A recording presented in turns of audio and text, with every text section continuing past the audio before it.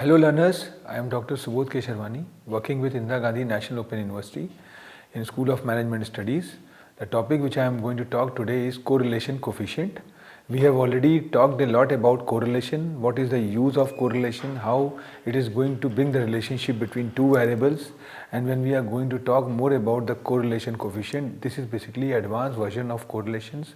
In our preceding sessions we have seen that how we have talk about the correlation as well as the scatter diagram, which had a very important impact when you talk about the correlation coefficient. So anyway, we just recapitulate in a very faster mode that in our preceding sessions we have talked about collection of data. Preservation of data is a very important ingredient, and when we talk about this correlation coefficient or this chapter 10, or we can say the unit 10, it revolves around the four important ingredients, and this is a very important aspect because how you are going to process the data and how you are going to preserve the data, that is going to play a very important role.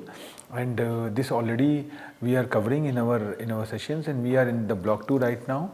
And if we talk more about already we have covered a lot about correlation, scatter diagram. We have talk about scatter diagram in a more elaborative manner, how we can plot the scatter diagram, what is the use of scatter diagram, and what are certain the benefits and what are certain the limitations about the scatter diagram. So we have already seen that the correlation coefficient is an advanced version of the correlation, and which revolves around the Carl-Pearson correlation coefficient. There are certain formulas, there are certain the derivatives which are very important when you are going to correlate the coefficient, and testing for the significance of correlation coefficient, and then Spearman rank correlation is there.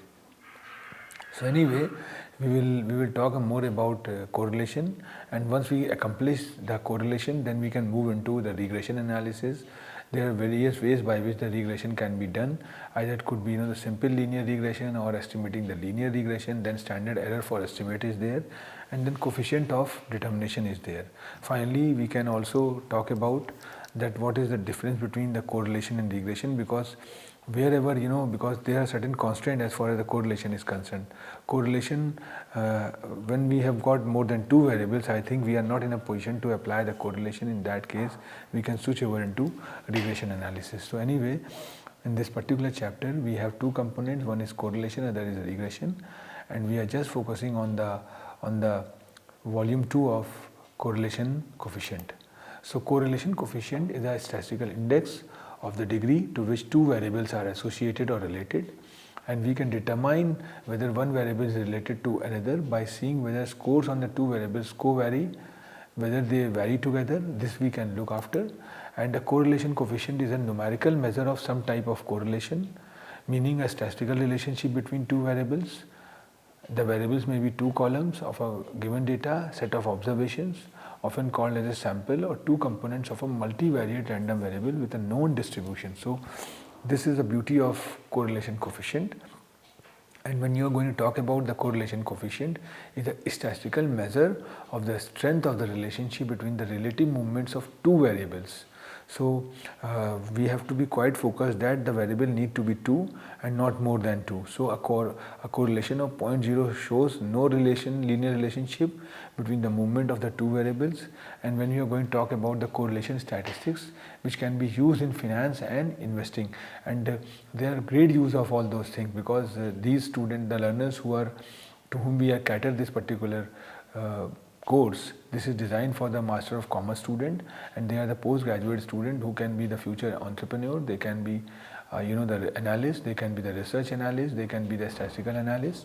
So for them, and they can become a business analyst also. So in that case, there is a great use of finance and as far as the investigation is concerned. So understanding the correlation coefficient is quite important, because there are several types of correlation coefficient. But the one that is most common is the Pearson correlation, which can be denoted by the small r. This measures the strength and direction of the linear relationship between two variables.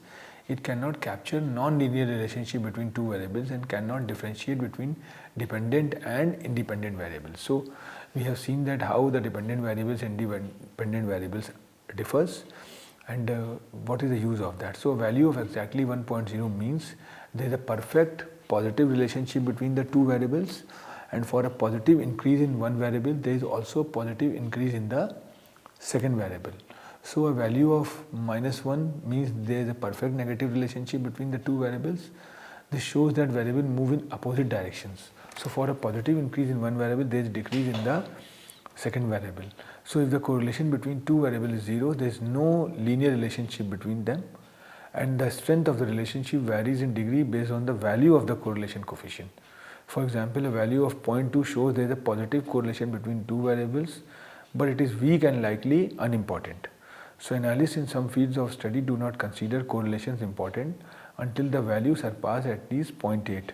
So however, a correlation coefficient with an absolute value of 0.9 or greater would represent a very strong relationship. So we will see how this coefficient of correlation or correlation coefficient is very important. So correlation coefficient measures whether one random variable changes with another, and as far as in regression analysis, such an association is parameterized by statistical model, which we are going to talk more about in a more elaborative manner in our coming sessions, which focus exclusively on regression analysis. So it allows a more detailed qualitative description of the correlation. So correlation focuses primarily on association between variables.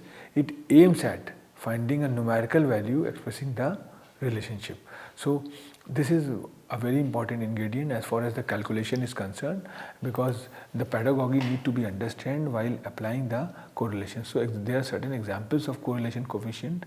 A correlation coefficient of 1 means that for every positive increase in one variable there is a positive increase of a fixed proportion in the other. So what we have observed that the relationship is there, and when we are going to talk about the positive increase, I think one variable is definitely going to enhance or increase the positive increase of fixed proportion in the other. So shoe size go up in almost perfect correlation with foot length. So that is very true. If the foot length is high, or the shoe size is automatically go up. So 0 means that for every increase there is a positive or negative increases. So this is a thing which is there, and perfect positive relationship between the variable is denoted by +1. Perfect negative relationship between the variable is quoted by -1, and no relation exists between the variables by 0. So strong to weak, strong is 1, weak is 0.5, and 0.0 is almost 0 where there is no relationship. So negative correlation, and when you talk about the positive correlation, it goes up to from plus 0.5 to plus 1.0. So from weak to strong. So this is a manner by which we can pictorially talk about, and because it varies, if we talk about the correlation coefficient, it varies from -1 to +1. So any figure would be there. So what we have observed that the correlation coefficient ranges from -1 to +1. The sign shows the direction of the relationship. The size in absolute value without the sign describe the strength of the relationship, and there are bivariate between two variables or zero order correlations and partial. So the correlation coefficient is a measure of the strength and the direction of a linear relationship between two variables. The symbol is usually denoted by small r, represent the sample correlation coefficient, and the formula for r is n, this sigma xy minus, in brackets we have sigma x, then we have sigma y, and then in square roots we have n sigma square minus sigma x square in bracket, and then square roots of n sigma y square minus sigma y whole square. So anyway, this is the formula, and the range of the correlation coefficient we have already talked about is varies from -1 to 1. If x and y have a strong positive linear correlation, r is close to 1. If an x and y have a strong negative linear correlation, r is close to -1. So if there is no linear correlation or a weak linear correlation, r is close to 0. So anyway, different type of correlation coefficient is there. After obtaining the data of two variables, you need to find the relationship, and it can be either Pearson, which can be denoted by small r, is applicable to measure the association between two continuous scaled variables, and or you have Spearman, which is suitable to rank order, ordinal rank, not affected by sample size. So this is the way by which the different types of correlation coefficient is there. But when you have one binary variable, that is yes or no or male or female, and one continuous scale variable is the point biserial correlation, that is PBC, which can be abbreviated as, or biserial correlation, that is BC coefficient should be used instead. So in the point biserial correlation coefficient, the binary variable should be naturally dichotomous, such as a gender, and if the binary variable is artificially dichotomized, this variable may be viewed as having an underlying continuity. So for example, an instructor may use a cut score to classify the examinees into pass and fail. In this case, the biserial correlation is a more appropriate approach.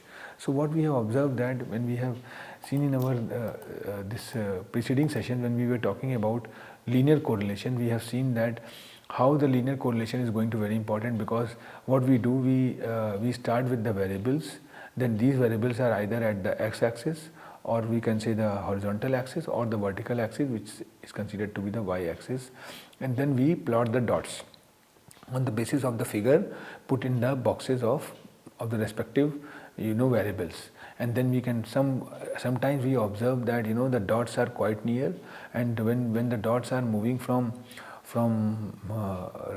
this left direction to right direction in a downward manner, it is considered to be a strong negative correlation, and when it is moving from right direction to left, this left direction to right direction in an upward manner, it's considered as a strong positive correlation. So you see, when we are talking about from left to right, it is from bottom left to upward right, and weak positive correlation is somewhat where you are not going to find out the relationship. And when you are talking about non-linear relationship, you see that you are not in a position to fit a line, just a best fit line, what we can say. So there is non-linear correlation. So what you see, if you talk about the values, if we talk about strong negative correlation, the value of R is 0.91, which is somewhat more near to negative -1. If we talk about strong positive relationship, it is very near to 1, that is 0.88, and if we talk about weak positive correlation, it is somewhat very near to mid of the thing. So we have already talked about what could be the strong negative relationship, what could be a strong positive relationship correlation, and what could be the weak positive correlationship. So non-linear is somewhat where you are not in a position to find out, and the value of the R is somewhat very near to 0. So it is almost 0. When you talk about a 0 correlation, you have no relationship between the two. So when you are going to calculate a correlation coefficient, find the sum of the x value, which is denoted by sigma x, and find the sum of y values denoted by sigma y, and multiply each by this, and then you can find out the values of sigma x square, sigma y square, and then put it all in the formula which we have already talked in our preceding slides. So when you are going to put the values in the formula, you get the result. So now we can see how we can plot, how we can calculate coefficient correlation with which we usually call the small r for the following data. So this is sigma x, that is summation of x 1, 2, 3, 3, 3, 6, 4, 10 to 12. So total of this variable x, then total of y, because some numbers are negative, so we have got negative value, and some number of y. So now xy multiplied, and this is the manner we can do that.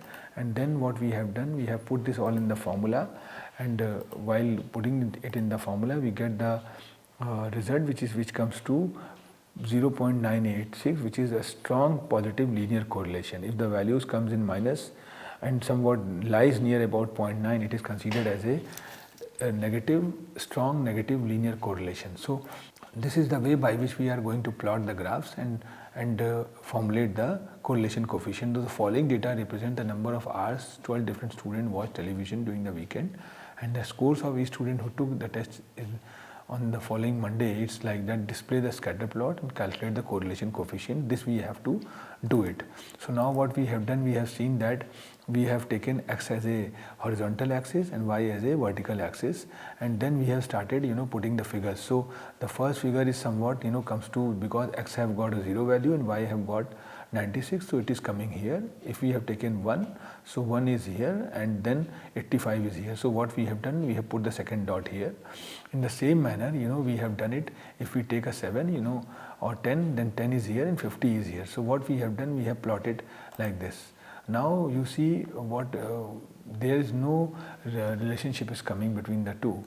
So Now, taking the same examples, we continued. I think we find out the value and calculate. So now the negative value is coming. So there is a strong negative linear correlation. As the number of hours spent watching TV increases, the test scores tend to decrease. That is very true, because if you spend so much time in watching the TV, you are not in a position to emphasize more on your studies, and ultimately your class performance, your test performance is going to be deteriorated. So this is the manner by which we have done it, and we have seen that how in this particular figure we have taken that. So anyway, we have seen that how we have plotted that the same diagram, and when we talk about the scatter diagram, it's looked like that, and when we talk about the Karl Pearson coefficient of correlation, the value is going to be calculated by this way. So anyway, testing a population correlation coefficient, once the sample correlation coefficient R has been calculated, we need to determine whether there is enough evidence to decide the population correlation, which is coefficient which is known by the rho or the small p is significant to specified level of significance. And one way to determine this is to use the table. So what we have done, we have seen that 0.754 is coming. So for a sample size of n is equal to 6, rho is significant. This is explained by the rho at 5% significance, and the level if is R is greater than 0.811. So finding the correlation coefficient in words, determine the number of pairs of data in the sample, and symbol is n. Specify the level of significance, identify as alpha, then find the critical values and use table 11 in appendix B. So if R is greater than critical value, the correlation is significant, otherwise there is not enough evidence to support that the correlation is significant. So it decides the correlation is significant, and interpret the decision in the context of the original claim. So this is a way by which we are going to test the population correlation coefficient, and following data represent number of hours 12 different students watch television. We have already taken the same example. Is the correlation coefficient alpha is equal to 0.01, and when we have plotted, when we have formulated, I think the value is coming this. So R is coming greater than 0.708, which means that the population correlation is significant because there is enough evidence at the 1% level of significance to, and when we are going to conclude that there is a significant linear correlation between the number of hours of television watched during the weekend and the scores of each student who took a test on the following Monday. So hypothesis test can also be used to determine whether the sample correlation coefficient R provides enough evidence to conclude that the population correlation coefficient rho is significant at a specified level of significance. So when we are talking about hypothesis test, can be one-tailed or two-tailed. So in our coming sessions, when we will see that, we will talk about testing of the hypothesis, and there is a great use of that. So null hypothesis is, as we have seen, that is greater than or equal to 0, no significant negative correlation, and when alternate hypothesis is greater than 0, significant negative correlation. So this is called no significant positive correlation and significant positive correlation. So this is called left-tailed and right-tailed. So when we have talked about the this skewness, we have seen that how the figure is going to be emphasized with the help of left-tailed and right-tailed, and two-tailed test is there. So hypothesis testing, the t-test is the correlation coefficient, which we are going to discuss in a more elaborative manner, and the t-test can be used to test whether the correlation between the two variables is significant, and the t-test is R, and the standardized test statistic is this. So this is the way by which we are going to calculate, and only two-tailed hypothesis test or rho are considered. So anyway, what I mean to say, that coefficient of correlation, if you are talking, it's quite important, and it's going to play a very important role. So I think we have talked a lot about correlation, and as far as the coefficient of correlation is concerned, either could be Karl Pearson coefficient of correlation or Spearman's coefficient of correlation. It's very important because this is going to give us a very elaborative view with the help of looking the figures. So there are certain constraints the correlation have when variables are more in numbers or when we have got more than 2 variables, in that case the correlation is not going to be possible. Then we are going to apply some other tools. So in our coming sessions we are going to talk more about the regression analysis and how this regression analysis differs from correlation, that we are going to discuss by and large in a more elaborative manner. Thank you very much.